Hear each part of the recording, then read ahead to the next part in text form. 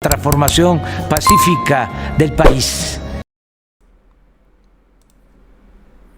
Amigos, bienvenidos a una nueva transmisión más. Es un placer estar nuevamente con ustedes. Servidor Id Rodríguez, transmitiéndoles desde su canal Pregoneros de la 4T en busca de la información para esta cuarta transformación. Antes de irnos leyendo la nota, si es de tu agrado, apóyanos con ese like, compártela para que pueda llegar a más gente y se entere de la información. De antemano te deseo un excelente día, jueves 16 de febrero del 2023. Si nos estás viendo por primera vez, muchísimas gracias por tu tiempo y por tu espacio. Solamente pedimos el apoyo con la suscripción para que cada día podamos ser más en esta gran familia pregonera. Señores, vámonos de lleno a la información, porque sabemos que ya está prácticamente a nada de que estos dos consejeros, y en particular este que ustedes ven en pantalla, simplemente se vayan del INE.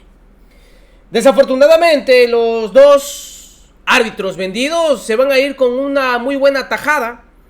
Ya lo había dado a conocer el coordinador por parte de Morena en la Cámara de Diputados, Ignacio Mier. Alrededor de 20 milloncitos. ¿A quién no le gustaría irse con eso, verdad?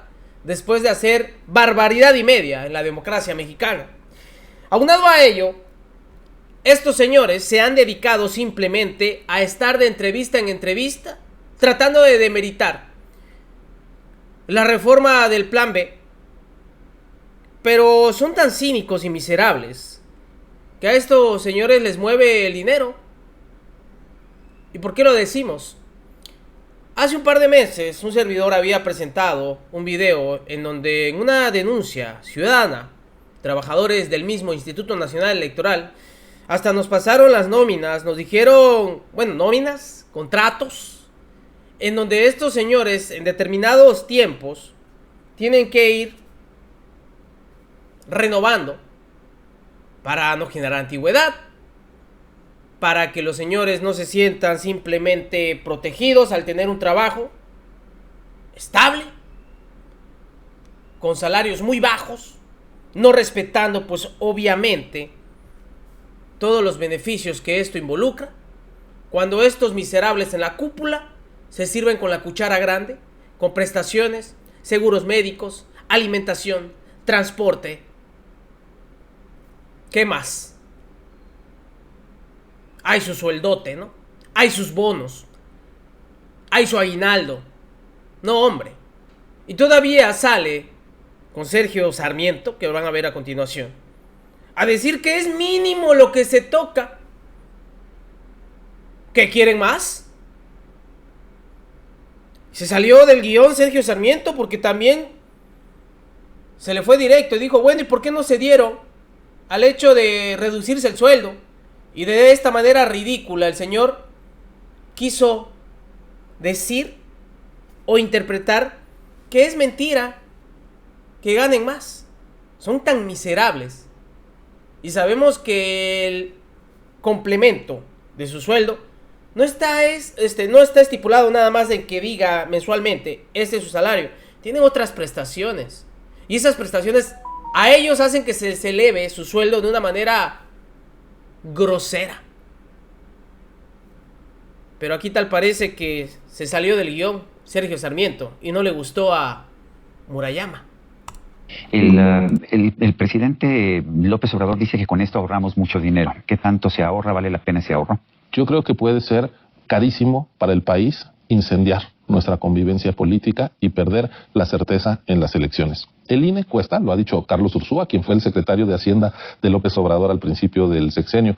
El INE le cuesta 24 centavos de cada 100 pesos al país. Es decir, nada. Quedan 99 pesos con 76 centavos para hacer todo lo demás. De cada 100 pesos nos gastamos 24 centavos en tener un sistema democrático, institucional, pacífico, para elegir a nuestros representantes y gobernantes. Esa es la inversión en paz pública desde el punto de vista político. Este país está lleno de violencia, de conflictos, pero si hay algo en lo que podemos coexistir y competir pacíficamente los mexicanos, es a través del sistema electoral. Cerrar, clausurar el sistema electoral a unos meses de que empiece el proceso electoral 2023-24 entraña un altísimo riesgo que puede tener costos para la sociedad mexicana, no solo en lo inmediato, sino por generaciones. Cuando se extravía la democracia, cuesta décadas volverla a encontrar. Presidente, parece que le molestan los sueldos de los consejeros. Constantemente dice es que son consejeros con sueldos multimillonarios, que nadie, ni Obama los gana.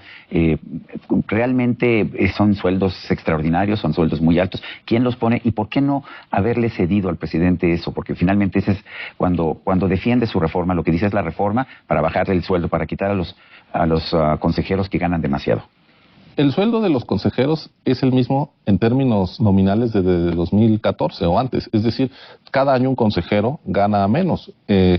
Ese sueldo lo fija la Cámara de Diputados. ¿Qué pasó? Cuando llegó López Obrador, él bajó su sueldo unilateralmente y hacía que todos los sueldos en el Estado mexicano se redujeran, contraviniendo la Constitución porque no puedes ganar menos. Los consejeros lo que dijimos es, si nosotros nos bajamos el sueldo, vamos a afectar a la estructura del INE. Vamos a hacer una cosa, Suprema Corte de Justicia, dinos cuál es el sueldo justo del presidente y nos ajustamos. ¿Qué dijo la Corte? Cámara de Diputados, no has hecho un cálculo de cuánto debe ganar el presidente, porque no pueden ser los 108,000 pesos que a él se le ocurre. Y la Cámara no ha acatado la sentencia de la Corte para fijar la remuneración del presidente. Pero además la Constitución habla de remuneración.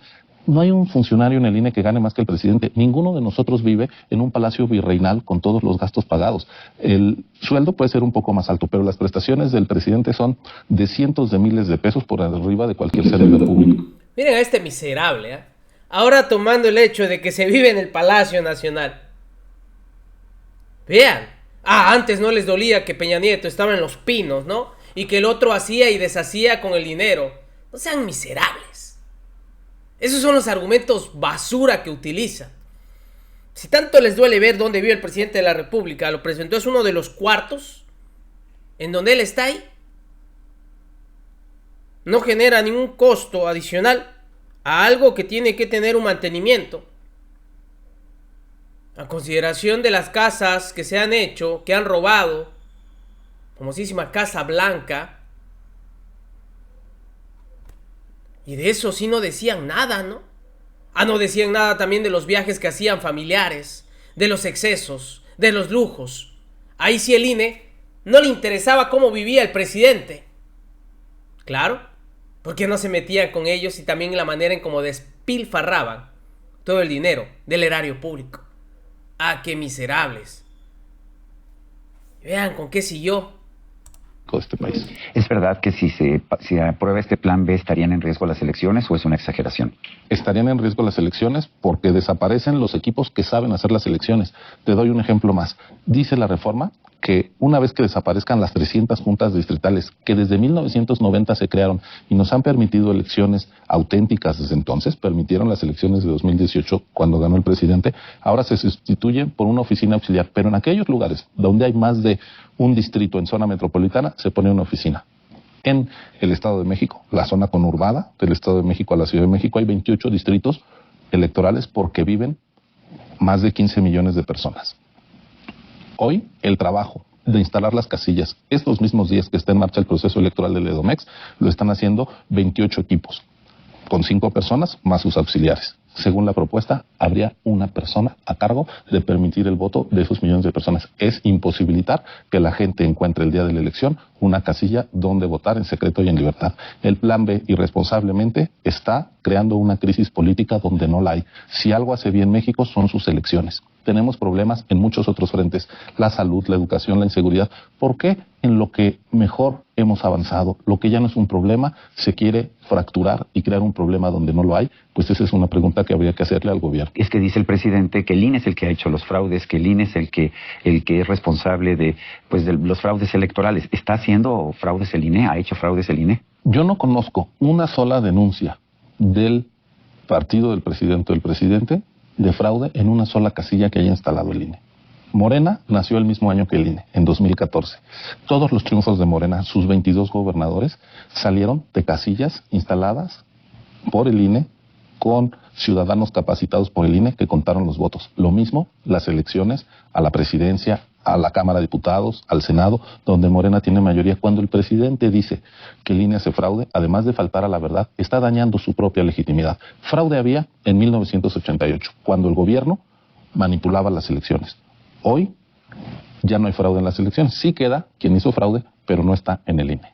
Todo parece indicar que el Plan B va a ser aprobado por el Congreso de la Unión. ¿Cuáles son las opciones legales para el INE y para otros grupos de la sociedad? Venturosamente, tenemos la Constitución y, como decías al principio, pues la Constitución da garantías, mandata el artículo 41 a tener elecciones libres y auténticas. Y el Plan B afecta las elecciones auténticas. Entonces, podemos acudir el INE, porque así lo establece el artículo 105 constitucional, las minorías políticas, ante la Suprema Corte de Justicia de la Nación, a pedir que todo lo que contiene el Plan B y atenta contra la Constitución sea removido. Yo confío en la independencia del Poder Judicial para que este riesgo de quiebre democrático, esta afectación al derecho al voto de cada ciudadana y ciudadano pueda ser corregido, porque el problema directo no es el INE, la afectación al INE, que por supuesto existe, y el despido de trabajadores que han hecho su trabajo de manera honrada y proba durante años. El problema mayor es que a cada ciudadana, a cada ciudadano que nos está viendo,